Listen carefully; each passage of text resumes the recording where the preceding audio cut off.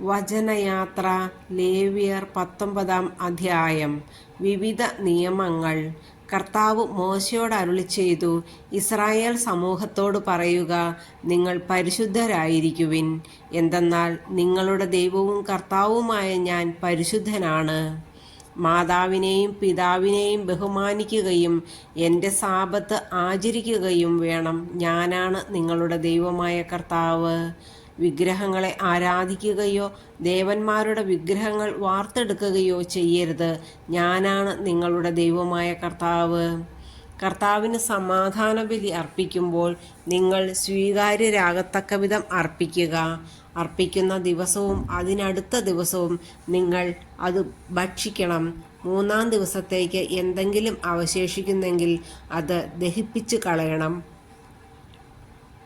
3-ാം ദിവസം അത് ഭക്ഷിക്കുന്നത് നിന്ദ്യമാണ്, അത് സ്വീകാര്യമാവുകയില്ല. അത് ഭക്ഷിക്കുന്നവൻ കുറ്റക്കാരനായിരിക്കും. എന്തെന്നാൽ അവൻ കർത്താവിൻ്റെ വിശുദ്ധ വസ്തു അശുദ്ധമാക്കി. അവൻ ജനത്തിൽ നിന്ന് വിച്ഛേദിക്കപ്പെടണം. നിങ്ങൾ ധാന്യം കൊയ്യുമ്പോൾ വയലിൻ്റെ അതിർത്തി തീർത്ത് കൊയ്തെടുക്കരുത്.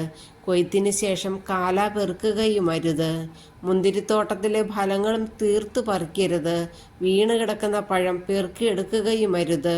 പാവങ്ങൾക്കും പരദേശികൾക്കുമായി അത് നീക്കി വയ്ക്കുക. ഞാനാകുന്നു നിങ്ങളുടെ ദൈവമായ കർത്താവ്.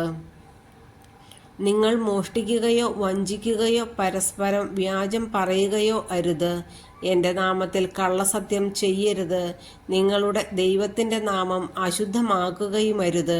ഞാനാണ് കർത്താവ്.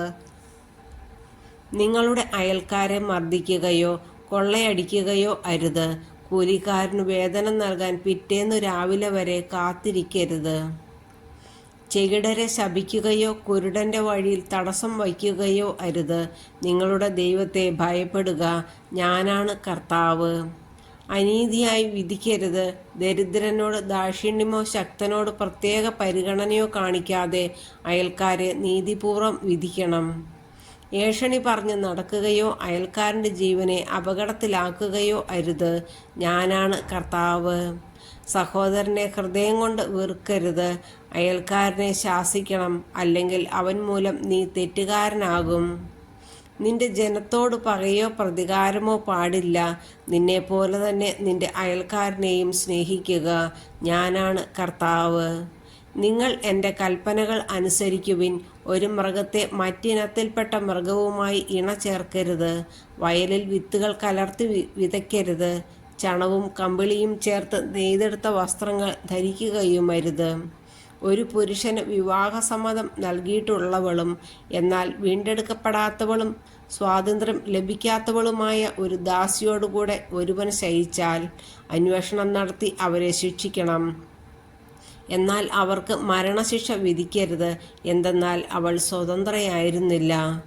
അവൻ തനിക്കു വേണ്ടി സമാഗമ കൂടാരത്തിൻ്റെ വാതിൽക്കൽ പ്രായശ്ചിത്ത ബലിയായി ഒരു മുട്ടനാടിനെ കർത്താവിന് സമർപ്പിക്കണം. പുരോഹിതൻ പ്രായശ്ചിത്ത ബലിക്കുള്ള മൃഗത്തെ കർത്താവിൻ്റെ മുൻപിൽ സമർപ്പിച്ച് അവനു വേണ്ടി പാപപരിഹാരം ചെയ്യണം. അപ്പോൾ അവൻ ചെയ്ത പാപം ക്ഷമിക്കപ്പെടും. നിങ്ങൾ ദേശത്ത് വന്ന് ഫലവൃക്ഷങ്ങൾ നട്ടുപിടിപ്പിക്കുമ്പോൾ 3 വർഷത്തേക്ക് അവയുടെ ഫലങ്ങൾ വിലക്കപ്പെട്ടതായി കണക്കാക്കണം. അവ നിങ്ങൾ ഭക്ഷിക്കരുത്. 4-ാം വർഷം കർത്താവിൻ്റെ സ്തുതിക്കായി സമർപ്പിക്കുന്നതിന് അവയുടെ ഫലമെല്ലാം പരിശുദ്ധമായിരിക്കും. 5-ാം വർഷം അവയുടെ ഫലങ്ങൾ നിങ്ങൾക്ക് ഭക്ഷിക്കാം. അവ നിങ്ങളെ സമ്പന്നരാക്കും. ഞാനാണ് നിങ്ങളുടെ ദൈവമായ കർത്താവ്. നിങ്ങൾ രക്തത്തോടു കൂടിയ മാംസം ഭക്ഷിക്കരുത്. ശകുനം നോക്കുകയോ ആഭിചാരം നടത്തുകയോ അരുത്. ചെന്നി മുണ്ഡനം ചെയ്യരുത്. ദീക്ഷയുടെ അഗ്രം മുറിക്കുകയുമരുത്. മരിച്ചവരെ പ്രതി നിങ്ങളുടെ ശരീരത്തിൽ മുറിവുണ്ടാക്കരുത്. ദേഹത്ത് പച്ച കുത്തരുത്. ഞാനാണ് കർത്താവ്. നിന്റെ പുത്രിയെ വേശ്യാവൃത്തിക്ക് ഏൽപ്പിക്കരുത്. അങ്ങനെ ചെയ്താൽ നാട് മുഴുവൻ വേശ്യാവൃത്തിയിൽ മുഴുകുകയും തിന്മ കൊണ്ട് നിറയുകയും ചെയ്യാനിടയാകും. നിങ്ങൾ എൻ്റെ സാബത്ത് ആചരിക്കുകയും വിശുദ്ധ സ്ഥലത്തെ ബഹുമാനിക്കുകയും ചെയ്യുവിൻ. ഞാനാണ് കർത്താവ്. നിങ്ങൾ മന്ത്രവാദികളെയും ശകുനക്കാരെയും സമീപിച്ച് അശുദ്ധരാകരുത്. ഞാനാണ് നിങ്ങളുടെ ദൈവമായ കർത്താവ്. പ്രായം ചെന്ന് നരച്ചവരുടെ മുൻപിൽ ആദരപൂർവ്വം എഴുന്നേൽക്കുകയും അവരെ ബഹുമാനിക്കുകയും വേണം. നിന്റെ ദൈവത്തെ ഭയപ്പെടുക. ഞാനാണ് കർത്താവ്. നിങ്ങളുടെ നാട്ടിൽ വന്ന് താമസിക്കുന്ന വിദേശിയെ ഉപദ്രവിക്കരുത്. നിങ്ങളുടെ ഇടയിൽ വസിക്കുന്ന വിദേശിയെ നിങ്ങൾ സ്വദേശിയെപ്പോലെ കണക്കാക്കണം. നിങ്ങളെപ്പോലെ തന്നെ അവനെയും സ്നേഹിക്കണം. കാരണം നിങ്ങൾ ഈജിപ്ത് ദേശത്തെ വിദേശികളായിരുന്നു. ഞാനാണ് നിങ്ങളുടെ ദൈവമായ കർത്താവ്. വിധിയിലും അളവിലും തൂക്കത്തിലും നിങ്ങൾ അനീതി പ്രവർത്തിക്കരുത്. ശരിയായ തുലാസും കട്ടിയും ഏഫായും ഹിന്നും നിങ്ങൾക്കുണ്ടായിരിക്കണം. ഈജിപ്ത് ദേശത്തു നിന്ന് നിങ്ങളെ കൊണ്ടുവന്ന നിങ്ങളുടെ ദൈവമായ കർത്താവ് ഞാനാണ്. നിങ്ങൾ എൻ്റെ കൽപ്പനകളും നിയമങ്ങളും അനുസരിച്ച് പ്രവർത്തിക്കണം. ഞാനാണ് കർത്താവ്.